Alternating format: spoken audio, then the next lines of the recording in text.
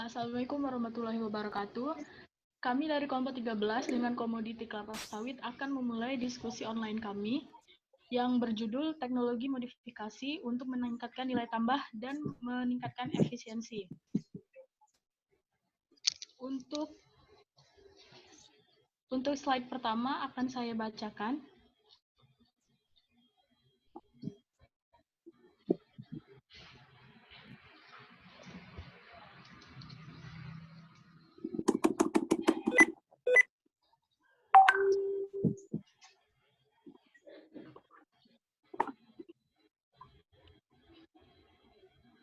Baik, teknologi modifikasi pasca panen yang kami gunakan adalah menggunakan asap cair.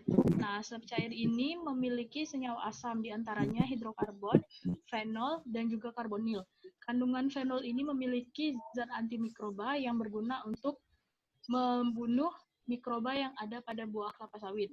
Senyawa asam yang dimiliki oleh asap cair ini menyebabkan kelapa sawit memiliki kondisi yang sangat mendukung untuk pertumbuhan untuk meminimalisir pertumbuhan mikroba pada bahan, sehingga dianggap lebih aman jika dibandingkan dengan antimikroba sintesis yang dapat memicu gangguan kesehatan dan kerusakan ekosistem apabila dibuang ke lingkungan.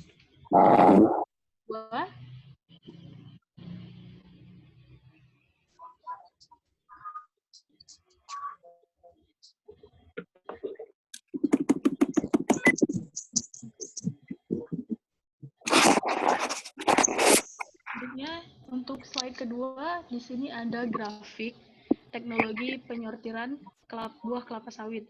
Yang pertama ada grafik hubungan antara waktu pendiaman dan konsentrasi asap cair dengan keadaan ALB pada CPO. Nah, penambah larutan asap cair ini bisa menghambat pertumbuhan mikroorganisme penghasil enzim lipase, di mana enzim lipase ini merupakan pemicu meningkatnya kadar asam lemak bebas pada sawit. Selanjutnya, kandungan fenol pada asap cair ini bisa menghambat metabolisme mikroorganisme pengganggu yang terikat pada buah, sehingga kadar air pada sawit menurun. Berikutnya, slide berikutnya akan dijelaskan oleh teman saya, Anissa Melinda.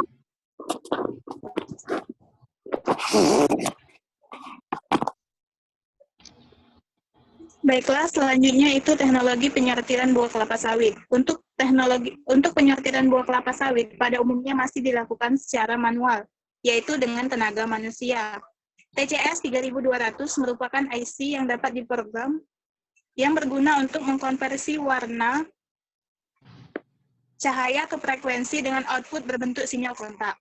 Pada dasarnya, sensor warna TCS 3200 merupakan sensor cahaya yang dilengkapi dengan filter cahaya untuk warna dasar R, G, dan B, yaitu red, green, dan blue. Bisa dilihat pada gambar bahwasanya nilai R itu untuk warna merah dari 0 sampai 255, yang dimana bila dia menunjukkan angka merah berat pada nilai 135, yaitu matang. Dan yang kedua itu nilai G menunjukkan warna hijau dari 0 sampai 120 sampai 255. Bila dia menunjukkan angka 103 berarti dia matang. Yang ketiga itu nilai B yaitu warna biru. Jika dia menunjukkan 0 sampai 255, maka dia akan menunjukkan warna biru dan dia akan matang.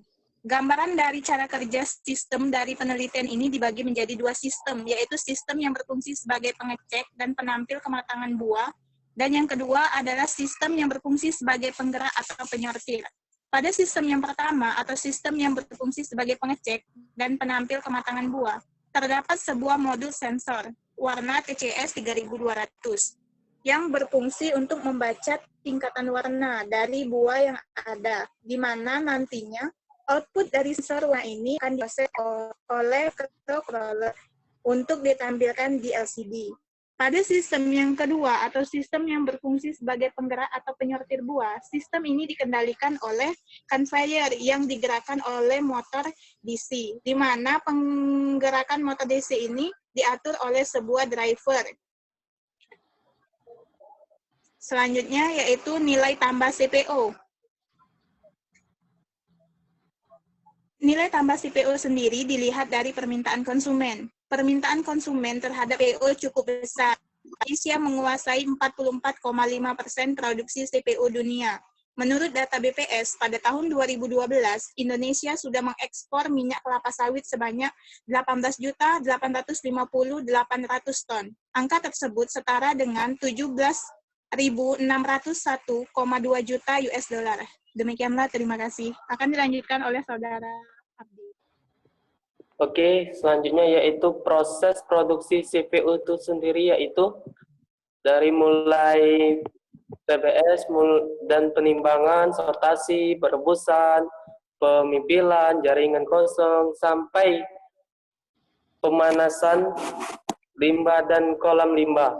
Nah, yang paling penting sini yang harus kita lebih ketahui dan yang paling utama yaitu pada saat proses pertama dan melihat proses terakhirnya. Proses pertama itu yang mulai dari penimbangan, mulai sortasi dan perebusan. Nah, di sini bisa dilihat kan apabila awalnya itu perebusan itu sendiri tidak maksimal, nah akan menyebabkan peningkatan asam lemak pada CPU atau yang kita akan produksi. Nah, dan juga dapat mempengaruhi sistem ini produk akhirnya itu sendiri. Nah, kalau dari sortasi itu sendiri itu kalau misal sortasinya tidak bagus atau tidak teliti, maka hasil dari buah yang dipilih itu akan kurang baik. Selanjutnya yaitu